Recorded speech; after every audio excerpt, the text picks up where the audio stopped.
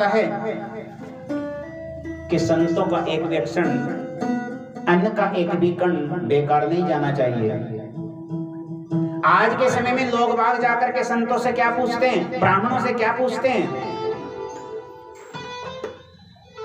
बोले रे मेरा बेटा नहीं हो रहा है, मेरे को बेटा दिलाने का कुछ उपाय बता दे। हाँ? मेरा बेटा नौकरी नहीं लग रहा है, नौकरी का कोई उपाय बता दे। दोस्तों, हमारे नई वीडियो सबसे पहले देखने के लिए हमारे चैनल भक्ति रस कथा सार को सब्सक्राइब करें व बेल आइकन के बटन को दबाना ना भूलें। वीडियो अच्छी लगे तो शेयर व लाइक जरूर करें। ऐसे ऐसे सवाल करते हैं, लेकिन भागवत जी कहती हैं कि संतों का एक भी क्षण बेकार नहीं जाना चाहिए, बेकार के सवाल नहीं करने चाहिए। आज के समय में पहली बात तो यह है कि ब्राह्मणों की पूछ खत्म हो गई है। ब्राह्मणों को कोई पूछता ही नहीं, क्योंकि घर घर कैलेंडर टंगे हुए हैं, मॉडर्न जमाने के कैलेंडर। हाँ, कैलेंडरों में तिथियां गिन लें बस उंगलियों पे, आज पंचमी आज छठ है।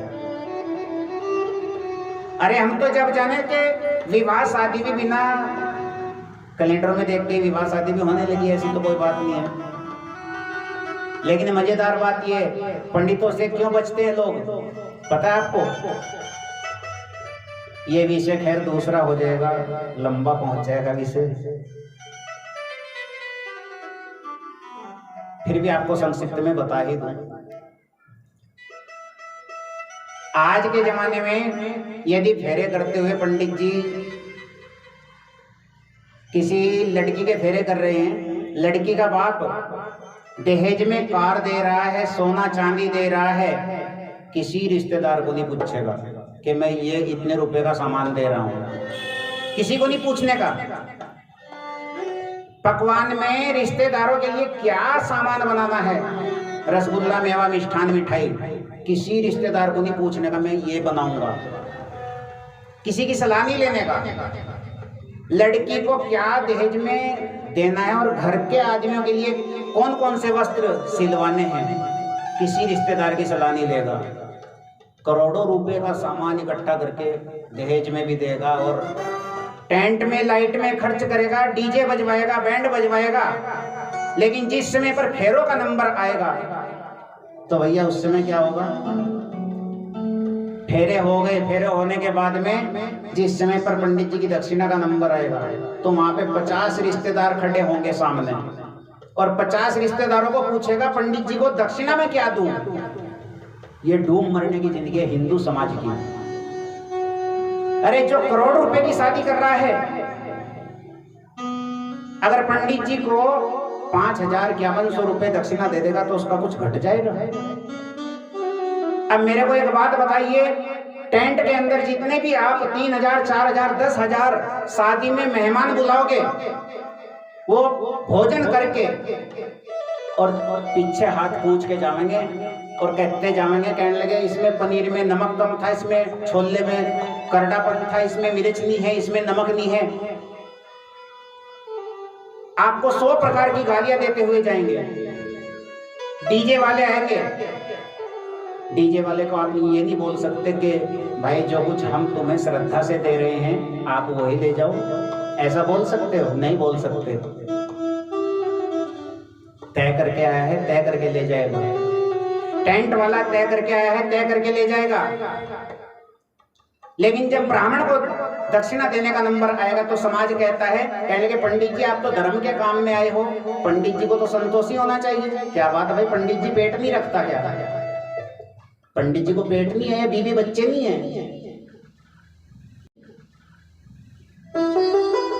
पंडित जी को भी पैसा चाहिए, दक्षिणा चाहिए। आज के जमाने में पंडितों की कमी हो रही है। इंजीनियर चाहता कि मैं अपने बेटे को इंजीनियर बनाऊं, डॉक्टर चाहता मैं अपने बेटे को डॉक्टर बनाऊं। एक पंडित भी यही चाहता है कि मैं अपने बेटे को अच्छे से अच्छी नौकरी लगवा दूं, चाहे वो 15-20 हजार रुपए की ही क्यों ना हो। क्यों? ऐसा क्यों है? ऐसा केवल इसीलिए है कि भैया चपरासी की नौकरी निकलती है, चपरासी की वैकेंसी निकलती है तो चपरासी की वैकेंसी में 100 वैकेंसी में 1000 फार्म आ जाएंगे।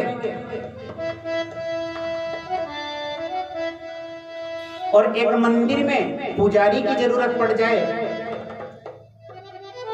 तो लोग पुजारी को ढूंढते फिरते हैं। क्यों? जानते हो क्यों? ब्राह्मण मिलना कठिन क्यों है? ब्राह्मण मिलना इसलिए कठिन है क्योंकि मंदिर की सैलरी इतनी है जितने का आपका एक परिवार 1 महीने में दूध पी जाता है। आपका परिवार 1 महीने में दूध पी जाता है, इतने रुपए की ब्राह्मण को सैलरी मिलती है। तो ब्राह्मण क्यों बनाएगा अपने बेटे को पंडित? कोई नहीं बनाएगा। और जब ऐसा ही होता चला जाएगा तो समय आएगा कि आपको अपनी लड़की का, भैया जब 500-1100 रुपए दक्षिणा देने का आप लोग सोचते हो 500 और 1100 रुपए दे देंगे तो ब्राह्मण भी फिर हनुमान चालीसा का पाठ करके आपकी लड़की का विवाह करा जाएगा। फिर बाद में कोसते रहना, बाद में वीडियो वायरल करते रहना कि भाई हमारा विवाह जो है हनुमान चालीसा पढ़ के करा गया। सुबह से शाम हो गई, शाम से रात हो गई, पूरी रात बैठ करके मंगलों का मंत्रों का गान किया है, मंगल मंत्र गाए हैं, स्वस्ति वाचन कल्याण के मंत्र गाए हैं पूरी रात बैठ करके पंडित जी ने। और सुबह को जब दक्षिणा का नंबर है 500 और 1100 रुपए दिखाते हैं। जो लोग गाली दे करके जाते हैं खाना खा करके,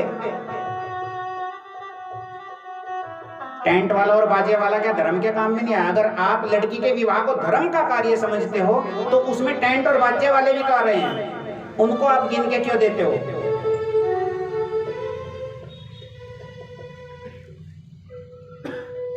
तो भैया आज ब्राह्मणों की इज्जत नहीं रही। आज का समय यदि कोर्ट मैरिज करने के लिए वकील के पास जाओगे, क्या वकील को भी आप 500 या 1000 रुपए दे दोगे? गिन करके मांगेगा, बोले 11,000 रुपए से कम में जो है कोर्ट मैरिज नहीं होने का।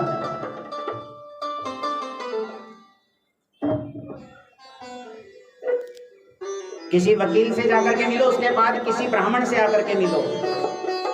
और ये बात ब्राह्मण भी जानता है कि गरीब आदमी है, गरीब आदमी से ब्राह्मण ज्यादा नहीं मांगता। ब्राह्मण को पता है मेरा यजमान कितना समर्थ है।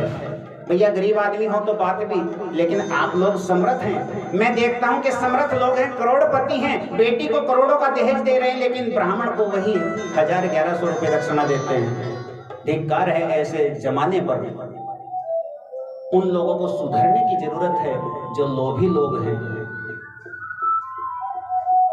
वरना तो एक दिन वो आएगा भैया ब्राह्मण मिलना मुश्किल हो जाएगा। कोई अपने बेटे को ब्राह्मण नहीं बनाएगा, पंडित नहीं बनाएगा।